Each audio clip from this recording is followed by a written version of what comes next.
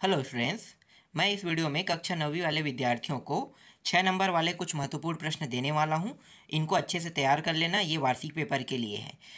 Same ऐसा तो नहीं कहूँगा, यहीं से प्रश्न आएगा ये मैं कह सकता हूँ, क्योंकि ये जो प्रश्न है ये रिकॉर्ड से लिया गया प्रश्न है और जितने भी महत्वपूर्ण प्रश्न थे रिकॉर्ड में उन सारे प्रश्नों को ऐड किया गया है। कई प्रश्न रिपीट हो रहे थे, तो रिपीट हो रहा था ना, तो उनको मैंने हटा दिया पहले से।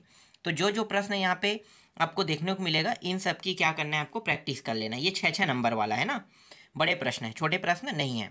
देखो पहला प्रश्न क्या है, 4/5 हुआ, 5/7 के बीच 5 परिमेय संख्या ज्ञात कीजिए।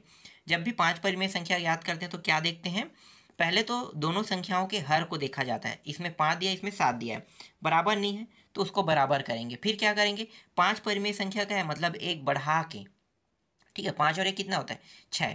तो 6 को क्या करना है, ऊपर नीचे दोनों के साथ गुणा कर दें, दोनों संख्या में। 4/5 के साथ भी 6 का गुणा करना है ऊपर नीचे, ठीक है, और 5/7 के साथ भी ऊपर नीचे गुणा कर देना, यही बस करना है इसमें।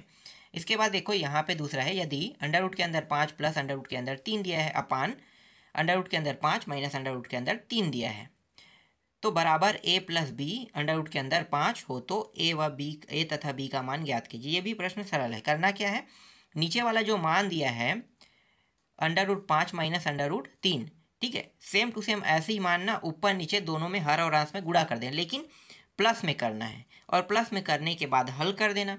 हल करोगे तो ऑटोमेटिकली ए और बी का मान आपको मिल जाएगा। ठीक है, आगे देखते हैं। तीसरा प्रश्न देखो, एक समकोण त्रिभुज की रचना कीजिए जिसका आधार 4 सेंटीमीटर एवं कर्ण और दूसरी भुजा का योग 8 सेंटीमीटर है।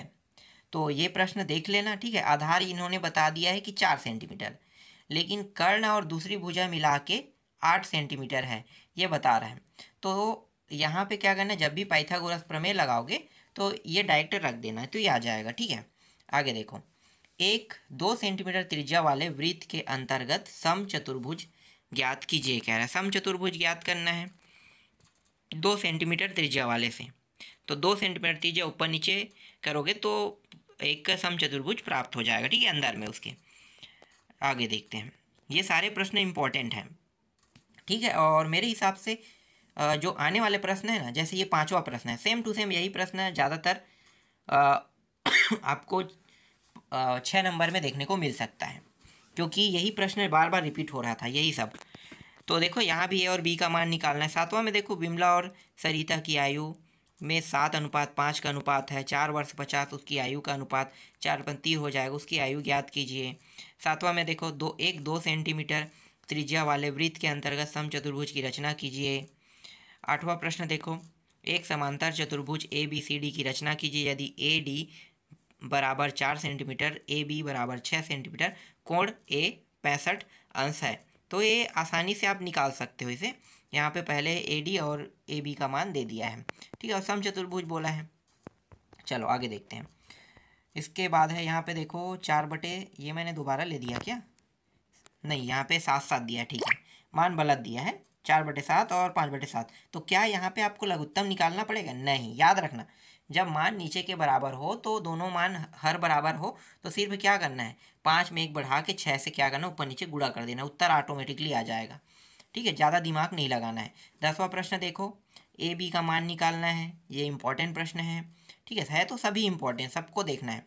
ये 11वां प्रश्न को भी देखना है, ए बी सी त्रिभुज की रचना करना है, कोण बी 60, बी सी बराबर 5 सेंटीमीटर तथा ए बी प्लस ए सी बराबर 8 सेंटीमीटर।